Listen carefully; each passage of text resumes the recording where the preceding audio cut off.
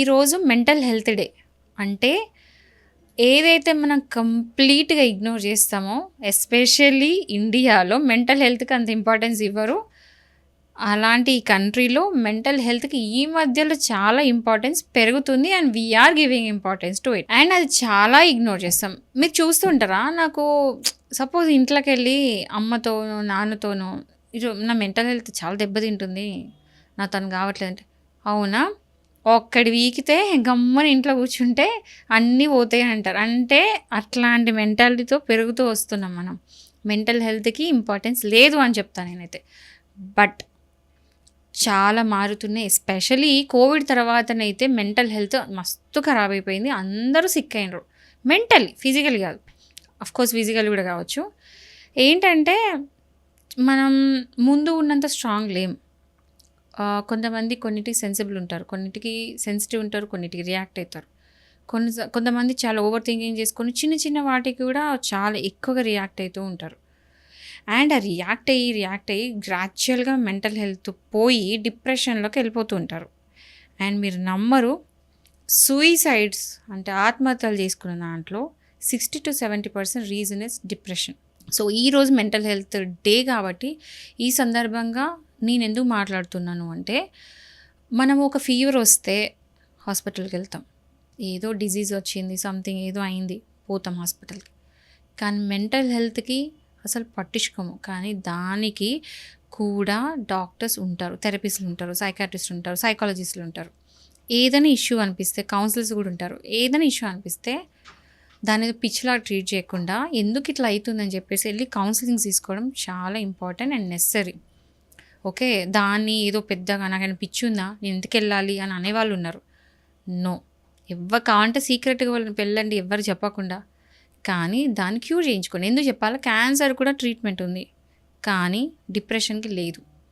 And depression will lead you nowhere.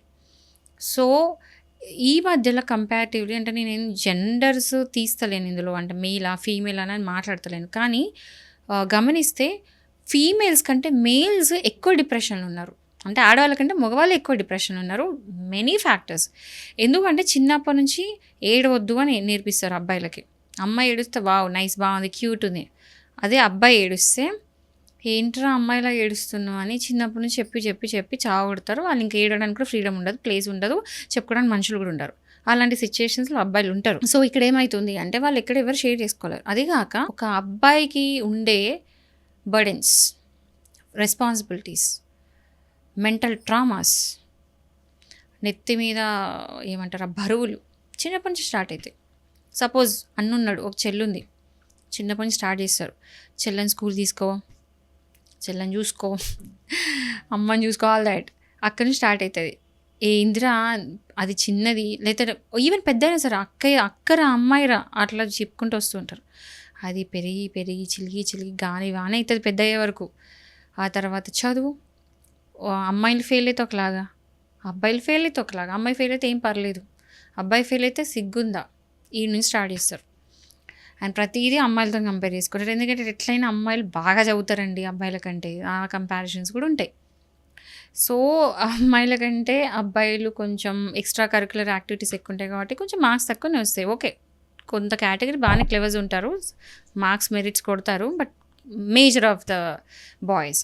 So ఇంకా inter అయిపోయిన తర్వాత చదువు, మళ్ళీ సీట్స్ తెచ్చుకోవడం, జాబ్స్.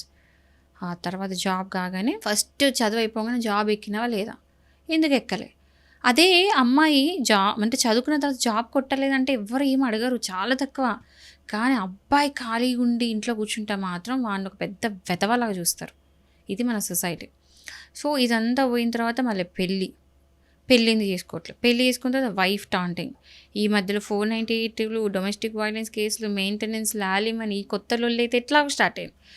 సో ఇవన్నీ అబ్బాయిలు పాపం చాలా ఓపికగా పేషెంట్గా ఫేస్ చేస్తూ ఓపిక పడుతూ కంట్రోల్ చేసుకుంటూ వస్తూ ఉంటారు. అండ్ ఈ కోణంలో, ఈ క్రమంలో డిప్రెషన్స్ వస్తుంటాయి. వాళ్ళ మెంటల్ హెల్త్ ఖరాబ్ అయినట్టు పాపం ఎవరిది కాదు. కంపేర్ టు ఫీమేల్స్ స్ట్రాంగ్ ఉంటారు. ఇది మాత్రం ఓపెన్ చెప్తున్నా. మేల్స్ ఫీమేల్స్ కంపేర్ చేస్తే ఫీమేల్స్ ఎమోషనల్ స్ట్రాంగ్ ఉంటారు. మెన్ ఫిజికలీ స్ట్రాంగ్ ఉంటారు, కానీ ఫీమేల్స్ మాత్రం ఎమోషనల్లీ, మెంటలీ వెరీ స్ట్రాంగ్ ఉంటారు. ఇది ఒప్పుకోకపోయినా ఇదే నిజం. ఎందుకంటే మేబీ చిన్నప్పటి నుంచి పెరిగిన విధానం సంథింగ్. అమ్మాయిలు మాత్రం ఎమోషనల్ స్ట్రాంగ్ ఉంటారు. సో అబ్బాయిలకి ఏదైనా మెంటల్ హెల్త్ ఇష్యూస్ ఉంటే ప్లీజ్ షేర్ విత్ సమ్వన్. ఫ్రెండ్స్తో కుదరకపోతే మీ మదర్తో, ఫాదర్తో, ఎవరితో మీరు క్లోజ్గా ఉంటారు, మీ రిలేటివ్సా, ఎవరైనా సరే షేర్ చేసుకోండి. ఎవరు లేకపోతే వెళ్ళి కౌన్సిలర్స్. నేనేమి ఇంకోటి చెప్తున్నా, నేను ఇక్కడ ఎవ్వరికి ఏమి అడ్వర్టైజ్మెంట్ ఇవ్వట్లేదు, ప్రమోషన్స్ ఇవ్వట్లేదు, ఏ సైకాట్రిస్ట్కు వాళ్ళ దగ్గర ఏం చేయట్లా. జనరల్లీ చెప్తున్నా, నాకు ఎవరు తెలియదు కూడా, జనరల్లీ చెప్తున్నా. ఏ ఇష్యూ ఉన్నా కూడా కౌన్సిలర్స్ని కలవండి. మీకు ఎవరు చెప్పుకోవడం లేకపోతే కౌన్సిలర్స్ని ఎవరిని కలిసి థెరపీస్ తీసుకొని please come out of it. And మెన్కి, ఎస్పెషల్ మ్యారీడ్ మెన్కి ఒకవేళ మెంటల్ హెల్త్ ఖరాబ్ అయి ఉండి సూసైడ్ టెండెన్సీస్ ఉన్నా, మీకు ఏమైనా మెయింటెనెన్స్ కేసులు అవి ఇష్యూస్ ఉన్నా కూడా మీకు ఫ్రీ హెల్ప్ లైన్స్ ఉన్నాయి, టోల్ ఫ్రీ నెంబర్స్ ఉన్నాయి, గూగుల్ సర్చ్ చేస్తే మీకు దొరుకుతాయి. సో వాటి త్రూ కూడా మీరు హెల్ప్ అనేది తీసుకోవచ్చు. ఇలాంటివన్నీ కూడా అవైలబుల్ ఉన్నాయి. ప్లీజ్, టెక్నాలజీ మస్తు పెరిగిపోయింది, యాప్స్ అవైలబుల్ ఉన్నాయి, వెబ్సైట్స్ ఉన్నాయి, ఇక్కడ పడితే అక్కడ గూగుల్ కొట్టడం ఆలస్యం దొరుకుతాయి. అవన్నీ కూడా యూజ్ చేసుకోండి. ఓకే, కౌన్సిలర్స్ ఇవన్నీ కూడా పిచ్చిలా అంటే ఐ మీన్ నథింగ్ రాంగ్. ఒకవేళ ఇష్యూ ఉంటే ఇష్యూ అంతే, సింపుల్, దాన్ని హ్యాండిల్ చేసుకోవాలి అంతే. మనతో కానప్పుడు వేరే హెల్ప్ తీసుకోవాలి.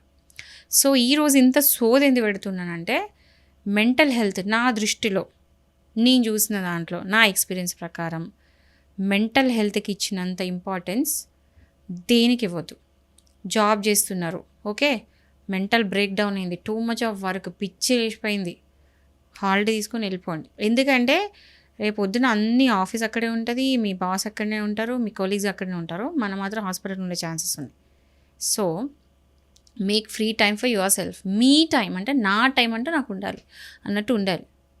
1 వీక్ ఒకసారి, నెలకి 2 రోజులు అట్లా కేటాయించుకోవాలి మనకి మనం. సో ఈ మెంటల్ హెల్త్ అనేది ఇంపార్టెన్స్ తగ్గించుకోవద్దు. మనకున్న మెంటల్ హెల్త్ ప్రాబ్లమ్స్ మనకే తెలుసు, అండ్ దానికి హయ్యెస్ట్ ప్రయారిటీ ఇవ్వాలి. ఎందుకంటే టైం పోతే మళ్ళీ తిరిగి రాదు. హ్యాపీగా ఉండడం is priority. So happy mental health day.